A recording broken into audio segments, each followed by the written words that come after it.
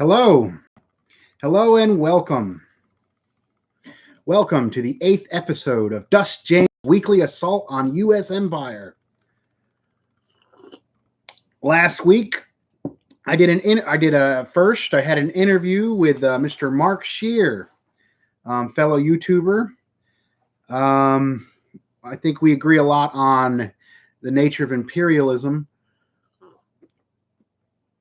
but we slightly differ on the nature of the U.S. system and particularly the issue of racism and how that relates to imperialism. Just it's on last week. Um, I said a nation has the right to defend its borders, and this is true, but this is kind of misleading when it comes to the situation of U.S. imperialism, when this country's politics has destroyed most of the third world through coups, interventions, backing dictators, backing corrupt forces. It creates the poverty, creates the migration. And then to be harsh on immigrants is just a continuation of the racist imperialist system. Just wanted to clarify from last week. This is the eighth episode. So because we had those issues, I think I'm going to, and some of what was going on in the last week, I think I'm going to hit a hard issue that's usually not talked about in the media, or when it is, it's superficial. And I'm going to hit the topic of race. Our main enemy, U.S. imperialism, is the most oppressive racist force that builds off of racism, maintains racism. The people profit off of racism. So racism and national oppression, which is linked, is an enemy of all working people. It should be talked about, fought against, and dismantled. It's not okay to be colorblind. You have to understand how race affects people, like racial oppression, systemic racism. Systemic racism, like people of color are 5 times more likely to be shot by the police, end up in prison. Statistically, first hired, last hired, more likely to be in poverty. Systemic racism is real, and it helps maintain the system of capitalist oppression. And it has to be done away with. It has to be understood scientifically. We have to understand what's holding it up, who profits from it, and destroy those mechanisms.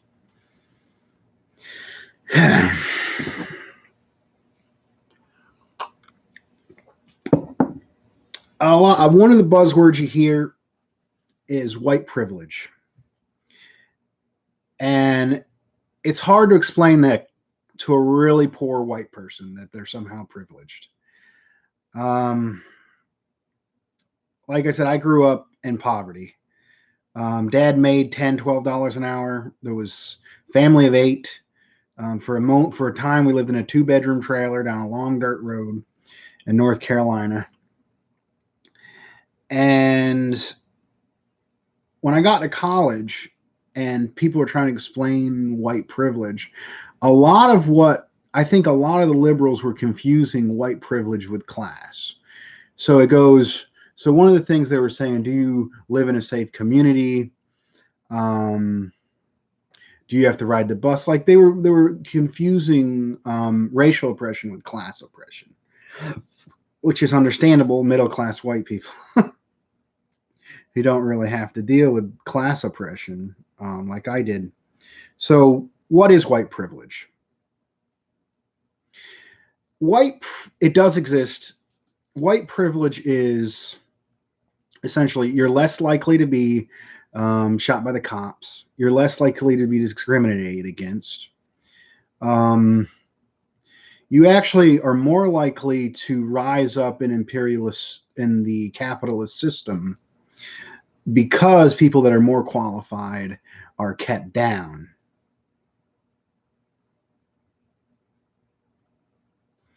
And that's how it is. Everyone works hard for their position, but there's always someone else working harder that could probably have that position that's more deserving of it. And that's essentially what white privilege is. I think a lot of liberals, they mix white privilege with class oppression quite a bit. And if you look at the lower rings of poverty, um, racial oppression actually and holds poor whites more down than it does lift them up. So they're more likely to rise if they haven't risen, what is designed to keep black people down and people of color down also reinforces the class system. So if you live in a neighborhood that's mostly people of color and it's over policed, you're more likely to end up and become part of the new Jim Crow system. You're more likely to pay court costs. You're more likely to be criminalized and then kept out of the job market because you live in a neighborhood that's mostly people of color. And then you're also the victim of over policing. I think personal discrimination also comes into it, but systemic racism also affects working class people in general. Um, like Black Lives Matter is a very positive group. The fact is, working people in general are kept down by police and police repression. And it's just more apparent and obvious against the black community. So the working class in general should be supporting Black Lives Matter. Like it's in the class interest, it's in the material interests of poor white people to back and see leadership in Black Lives Matter. So it's no accident that we have black leaders in the revolutionary movement because they're from communities that are more oppressed. And working class people in general can look to those leaders, like the Black Panthers, a beautiful organization. Herbert Hoover was very scared of the breakfast program that the Black Panthers were doing. So the government, I don't know if the federal or the state, implemented school breakfast, free school breakfast. And this was a moment where black leadership pushed the system to provide poor people in general free food for breakfast. So me as a poor white person in North Carolina benefited from the activism in the African American community, and I was able to eat in the morning.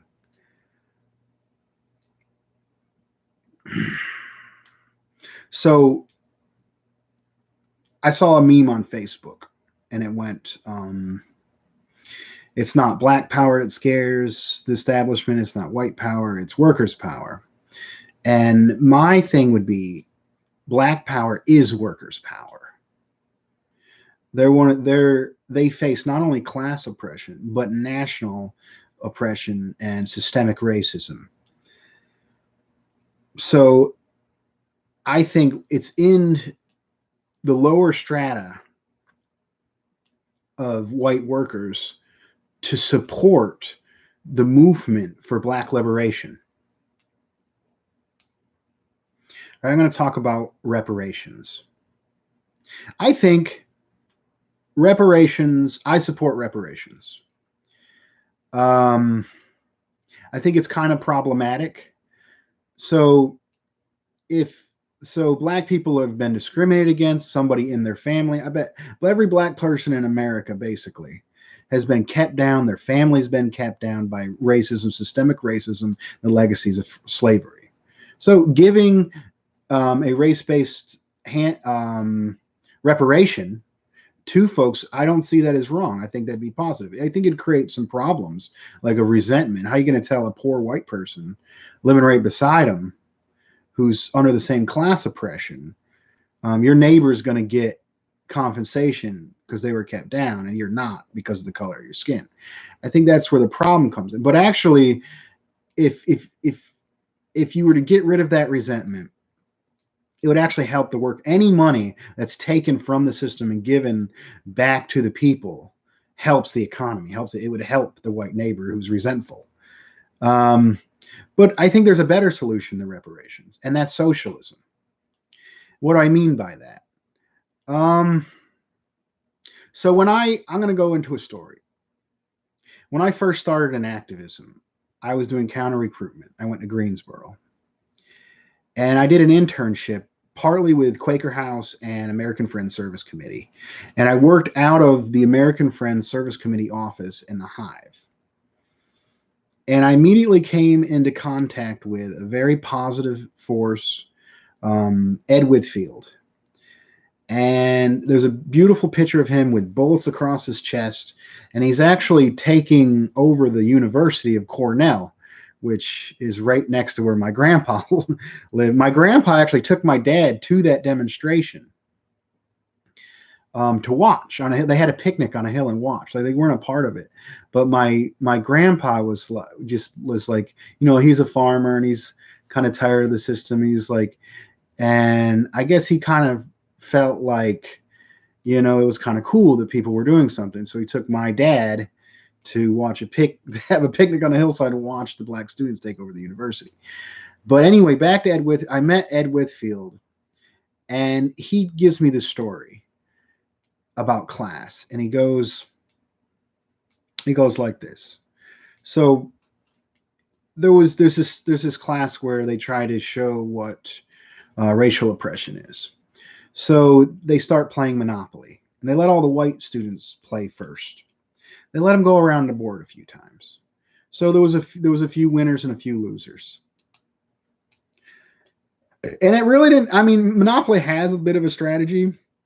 A lot of it's luck. A lot of it's a dice roll. It's what you land on. So there ended up being people struggling, about to go bankrupt, and a few people on top. And so about 10 terms in, then they let the black participants, or those labeled as black participants, start. So what happened was, the few people that got the money from the beginning, the few whites who got the money from the beginning, they won. They put both the people who lagged behind, the white, and the people that started late, out of business. So then they would give money. Let's say the part of the game before everyone's bankrupt, the people that are struggling, you give them $1,000. You give not everyone, just the black players who came in late, $1,000 to keep in the game. What happens is the monopolies are already established, so the money just goes straight up anyways. So if we were to have reparation, it would help people, and some of them might be able to use that as capital and rise up slightly. But the way the system is rigged, the people on top stay on top. Every dollar spent goes to the people on top.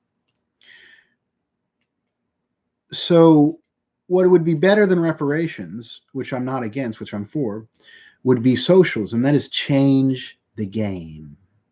The game needs to be changed. The system of capitalism is inherently unjust.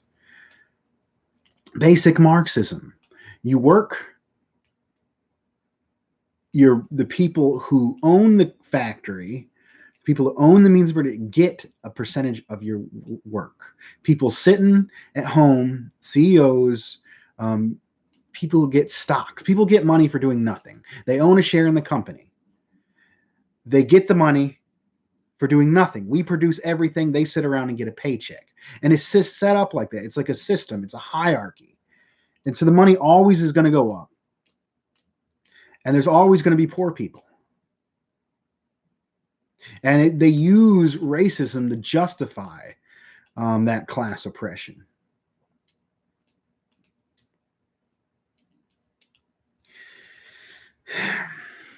Anyways, back to that.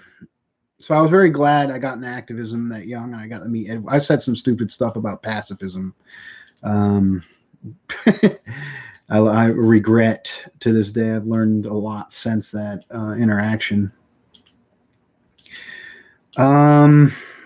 But I've always learned that lesson. The game of Monopoly, the whole system needs to be fixed.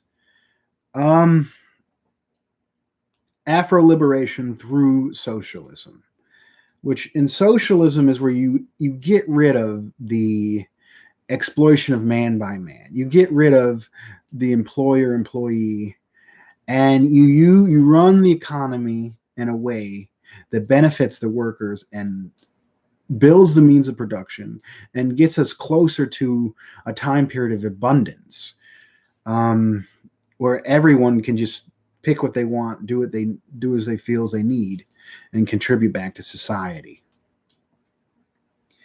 Um, all right, so I talked a little bit about race. I think it was a little bit of a rant. Um,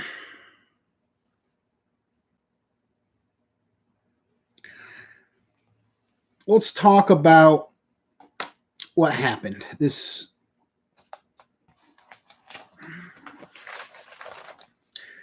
thing I'm going to get into current events. And the big issue that's on everybody's mind was Super Tuesday.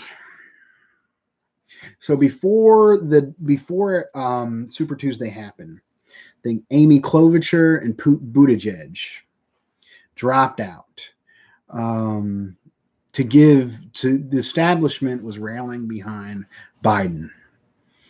Biden's is part of the entrenched imperialist establishment for years. He wrote the crime bill, that I was talking about, systemic racism earlier. He wrote the crime bill, that Bill Clinton signed into law, and Bernie Sanders signed. And the crime bill is basically what helped put Jim Crow, what Reagan's to jumpstart taking people out of the economy, to benefit those in the economy. Part of what Hitler did to jumpstart the economy. It's a part of Keynesian economics.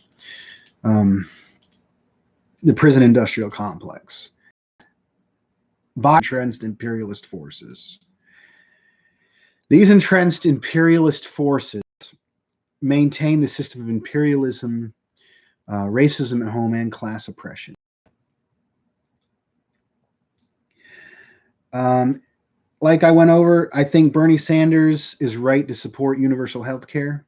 I think any candidate who does not, any politician, anybody with power, actively trying to stop or does not support universal health care has the blood of 70,000 Americans that die every year without the system of universal health care. Universal health care is a must.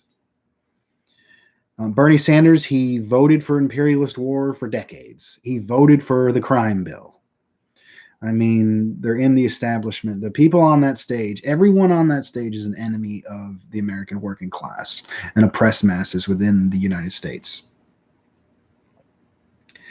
I think they're trying to, I've said this over and over, they're trying to suppress Sanders because Wall Street would have to pay. It would get rid of the profits of the insurance industry. It would take on the profits of the medical industry. Even though he's not a threat to the overall system of imperialism and wants basic reforms, he's still being repressed because Wall Street would lose money. Some of the temporary profits from healthcare. So they're suppressing Bernie Sanders. They're trying to stop him from getting it. So the establishment got behind Biden this time. Amy Klobuchar dropped out. Buttigieg dropped out. Super Tuesday came around, and Biden took Alabama, Arkansas, Maine, Massachusetts, Minnesota, my state of North Carolina, Oklahoma, Texas, and Virginia. Sanders took California, Colorado, Utah, and Vermont. So as of this morning, I just checked. There's still quite a lot to go. I think they need over 1,000. They need almost 1,500 delegates to win it. But as of right now, Biden has 664 delegates. Bernie Sanders has 573. So the race is not over. I think they kind of took the momentum from Biden.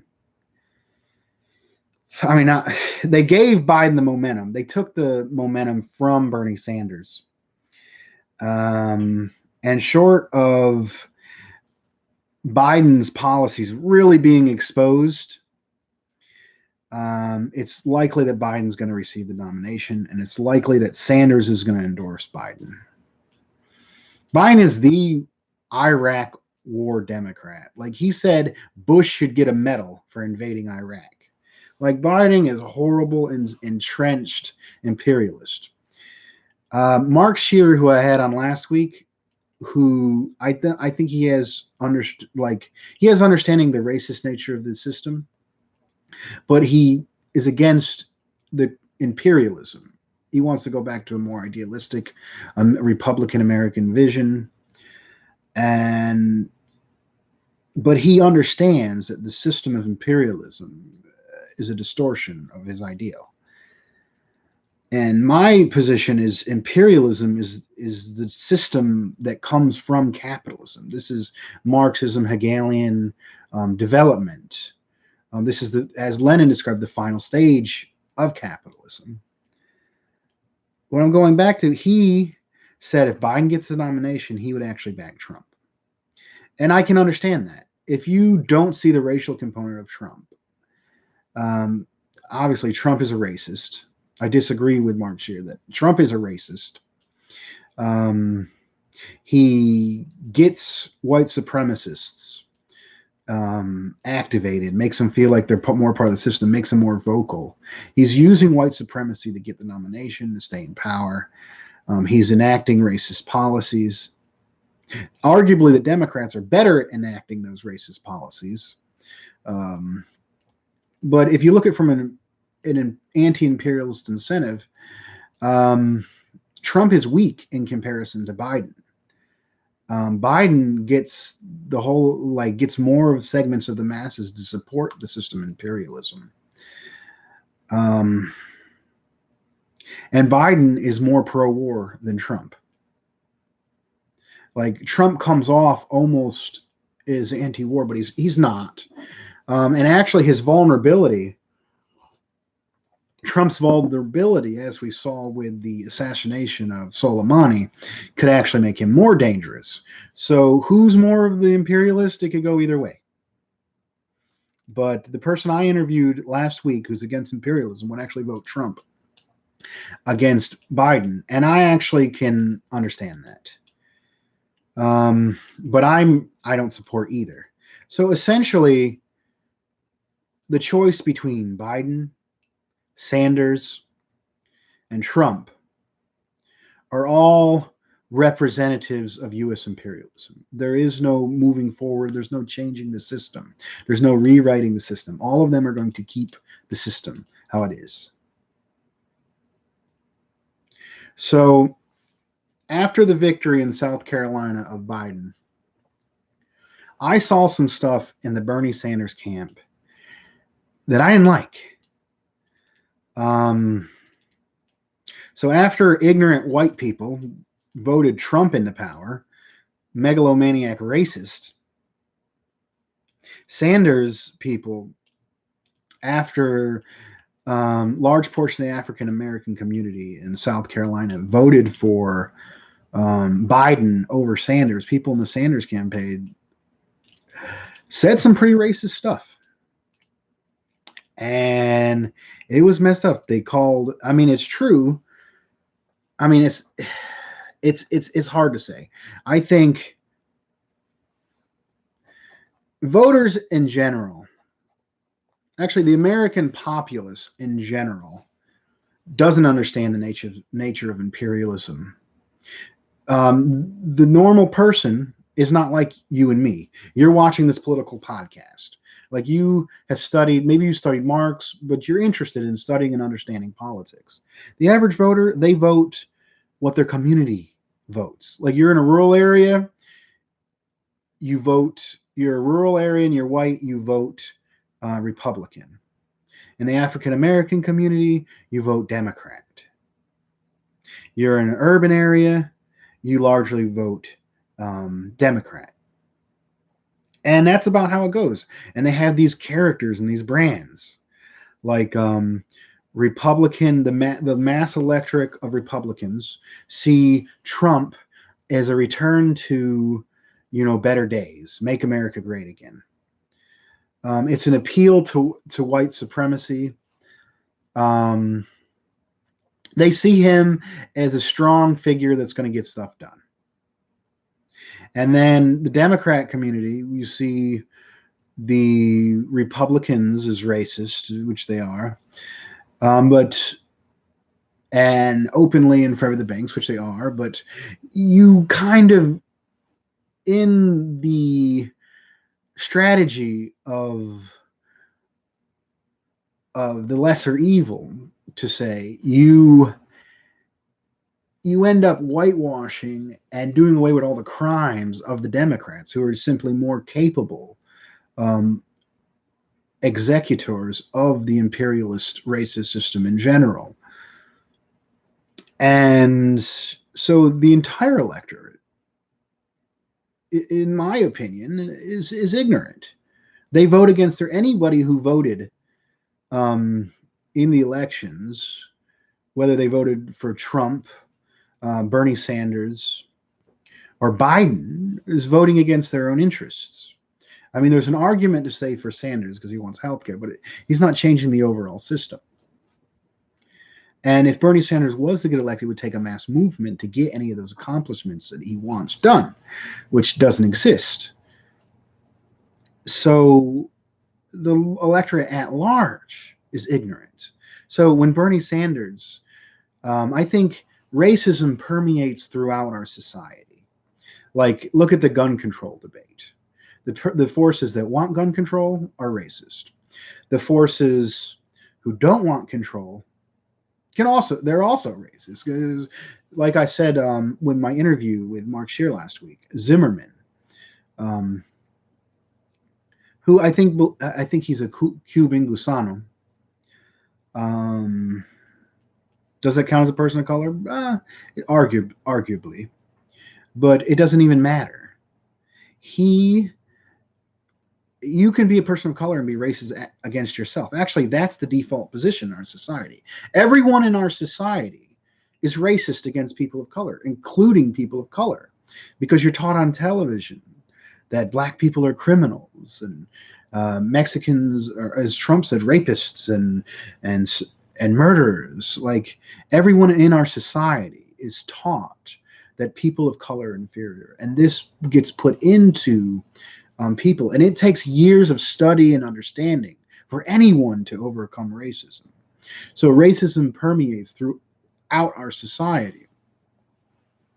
So the way the people who are in favor of gun control are racist is Mike Bloomberg, stop and frisk, which targeted people of color. The successful gun control have been implemented in inner cities against people of color. It's like guns have been taken away from people of color and poor people, and the only right of guns have been protected middle-class white people, for the most part, to have guns.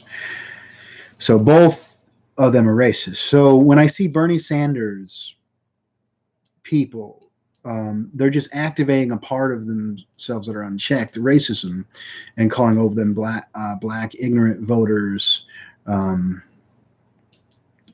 voted for Biden. I mean, I saw a few good articles online. It was interesting. I think that is a problem within the Sanders camp. It's a problem. Racism is a problem throughout our entire society. It permeates all elements of it.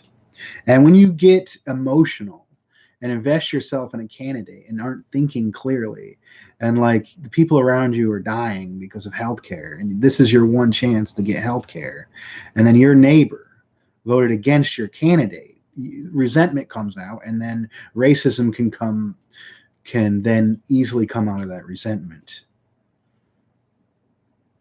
So I mean, it's complete double standard that, oh, my imperialist candidate is better than your imperialist candidate, and you're ignorant for not backing this imperialist candidate. When the solution is to build broad front coalitions um, against racism, against imperialism, against the system to overcome it. It's like the elections keep us angry at our neighbors, while the ruling class all after the bank together.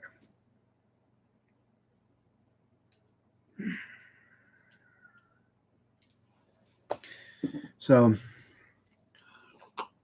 another interesting development that took place was Tulsi got a delegate, and then she's being kicked out, and she's not allowed to be on the debates. So the Democratic establishment changed the rules again. And it's obvious. Bernie Sanders' health care is a threat to the establishment, Wall Street, but it's not nearly as a threat to the establishment of Tulsi's anti-war message. Tulsi has a positive anti-war message, and the sanctions and outright occupations. I think Tulsi is a soft imperialist candidate, and that's the position when it came down to assassination of Soleimani. Tulsi's response was, this was a bad strategic move to kill Soleimani. Bad strategic move. So she recognizes that Iran is the enemy of the United States. She recognized the imperialist narrative but she doesn't want sanctions and she doesn't want to assassinate people. My position is Iran is a friend. The people of Iran are friends of the United States. Our interests as workers do not align with the imperialist camp, none whatsoever. And the assassination of Soleimani was a brutal attack on a peace negotiation. So that's my issue with Tulsi. But she's better on the war issue than Sanders, and she's kept completely off the debate stage. And I think the Democratic establishment, she went after Kamala Harris, the prosecutor, whose job was the system of systemic racism. Tulsi saw that and she went after it. And she basically took Kamala Harris out of the debate. I think they're keeping Tulsi out of the debate. Firstly, because they need to suppress the majority opinion, the anti-war opinion in this country. And next, they don't want a hit job on Biden. They're rallying behind Biden to suppress Sanders.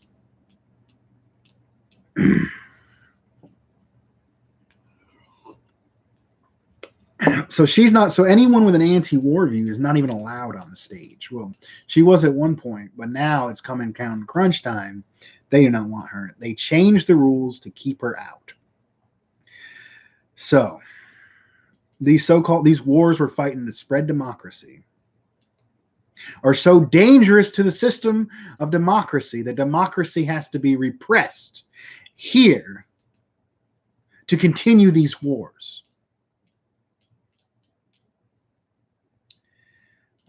So we'll move on. Well, actually, I'll talk a little bit more about the election. I mentioned Boots Riley actually came out in favor of Bernie Sanders, and he's someone I really respect. Boots Riley, The Coup, beautiful revolutionary music, anti-imperialist sentiments, anti-racist sentiments, beautiful movie. Sorry to bother. He ended up backing Bernie Sanders, and I can understand people backing a principal backing of Bernie Sanders. It's understandable, like PSL back Bernie Sanders. I mean, I do not, because I think it would take a movement to get anything under Sanders, and we don't have that movement. I'd like to see us build that movement, but that's respectable. Now, another thing that came up, Public Enemy of Chuck D, a Public Enemy, backed Bernie Sanders. I think it's Chuck D, another one of my heroes. Fight the Power was my jam. Like I was old school. It was kind of a thing in 2008. Like that music was still old, but I was just getting into revolutionary politics, and I painted. I had a old Nissan car. I paid $300 for it with a breaking windshield. I painted that thing black, put a big red fist on the sign, and I go down around in my stereo pumping "Fight the Power." That is a beautiful song. Revolutionary, against racism, against class oppression.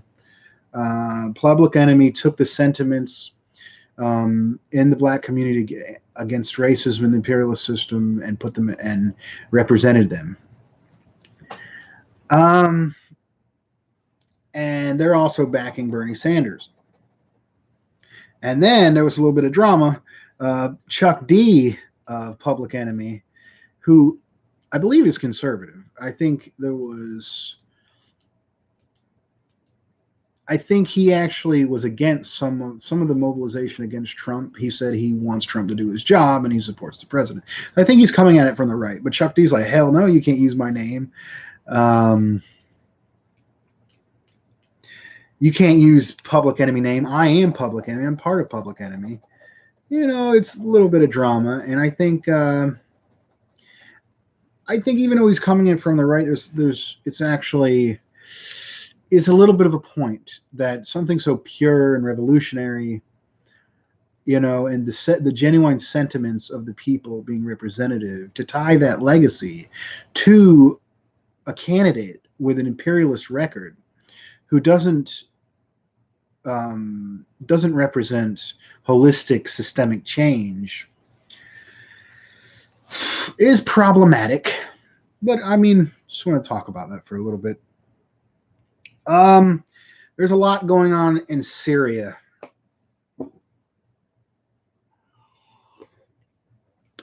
Turkey has moved in, taking over neighborhoods, crushing people. Here's an interesting situation. Basically, the U.S. supports terrorists to overthrow Assad. Assad actually built up the country and was helping the country. And everywhere you go, you see Assad is evil and murder, and he's problematic. But most of what you see on CNN, NBC, against anybody is usually just CIA propaganda. CNN, NBC, PBS, they're all talking heads for the CIA.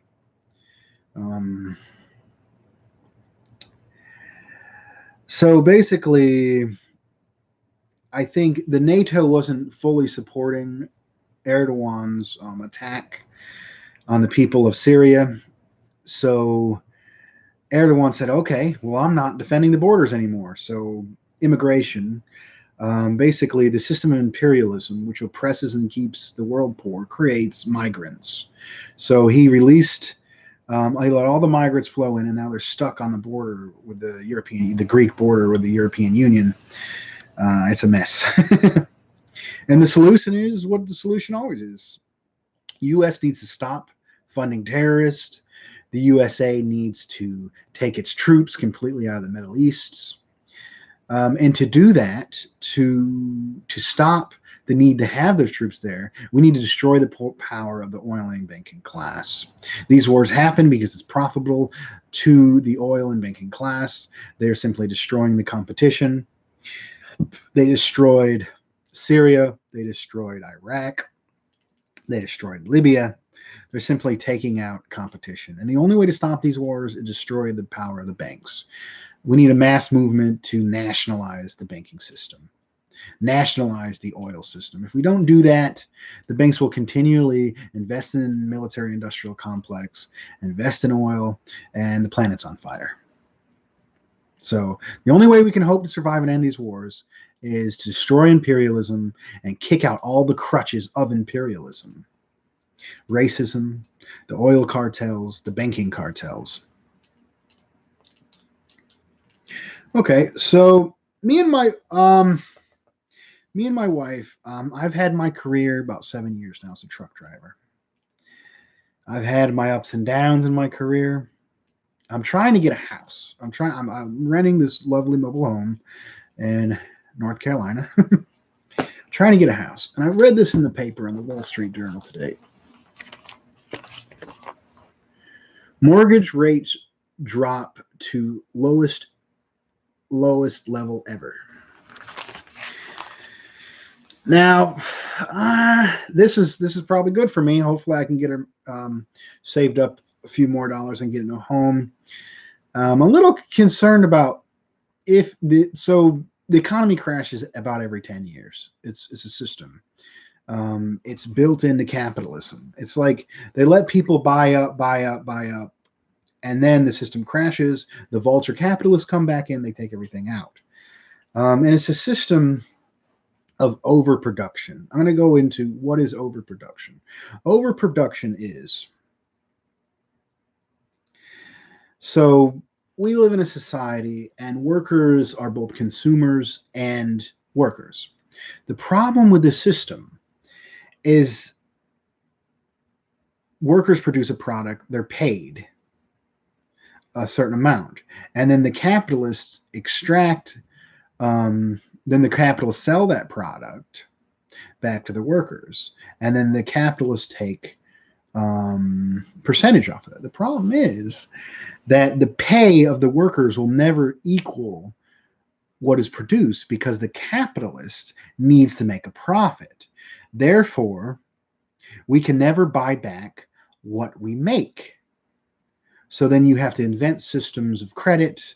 You have to have the government tax the people in general to invest back in the economy, and this creates a crash every 10 years. So I mean, my current situation, probably getting a house is probably better than renting. I think a lot of people are facing, people my age, millennials, a lot of us don't own houses, and the system, material conditions have gotten considerably worse for us. Whether I buy one now or buy one after the crash, it's going to happen. But at the same time, it's like interest rates are so low. They're keeping the interest rates low because they know a crash is about to happen. And it's due. The last one in 2009, it's been 10 or 11 years. Like another crash is due. And it's disastrous. We still have worse material conditions from the last economic crash. Like the working class is worse than it was back in 2009. More reason is for the mobilize and organize against the overall system of imperialism. I think that will do it for current events, so I'll move into my conclusion. If you like this video, if you like what I'm talking about, subscribe. Hit the notification button. Join me. Make this a bigger conversation. I do this. I'm doing this every week. It takes time to prepare for these episodes. It takes work to go through these episodes. I'm growing as a speaker. I think it's positive. I'm largely on my own. I'm not really a part of a big mass struggle. I studied Marxism for years. This is me trying to get back out and do what I need to do. I get about 40 viewers each week, which is good. I mean, think about all the hundreds of pamphlets I passed out when I was more engaged in activism and how many people actually read them. I enjoy the feedback I'm getting from this. I've had positive feedback. Especially in in-depth subjects, when I talked about the South and racism in the South and the overall system of class oppression. I'm going to continue to do this, and I need your support. So subscribe and hit the link there. I think this is helping. If you live in North Carolina and you want a fat truck driver to go yell solidarity into a microphone several times, I'm your man. Send me a message. If you disagree with what I'm saying, hit me in the comment section. Disagree with me. I think I'm going to go into my conclusion. Hello, Space Communist. Thanks for coming on live. So we know what the system of imperialism is. The system of imperialism, monopoly capitalism. The system where the banks, the oil companies, to a lesser degree, the military-industrial complex, the prison-industrial complex, large-scale manufacturers. They are profiting off a global economic political system that keeps both us here in the US and the people around the world poor. They have the sham of elections. They keep us fighting amongst to have some type of democracy in this country, and we don't. The system is undemocratic. It is fundamentally undemocratic. As you can see beside me, the image, no matter who you vote for, the poor stay poor, and the bombs never stop. We need to find a way to build power to break this system. We need to build power like they did in the 1930s, like they did in the 1960s. Power independent of the imperialist system, independent of the imperialist candidates. Build a broad front coalition that can take on the very nature of imperialism. Destroy the power of the banks. Destroy the power of the oil companies. The only way to end the wars is destroy the people who are profiting from it. We need to nationalize the banks. We need to nationalize the oil companies. And it will take a movement with as many people as necessary. Earlier, I said the electorate at large is ignorant and they vote against their interests. We need to appeal to people, positive attributes. The majority of the people in this country are against the wars. The majority of the people in this country recognize that the system is unfair, that class oppression exists. The majority of the people in this country want health care. We need to take on these better sentiments, lead people into a movement that can organize outside the power of the imperialists, take on them, and destroy imperialism. I think that's going to do it for this week. All power to the people. Thank you.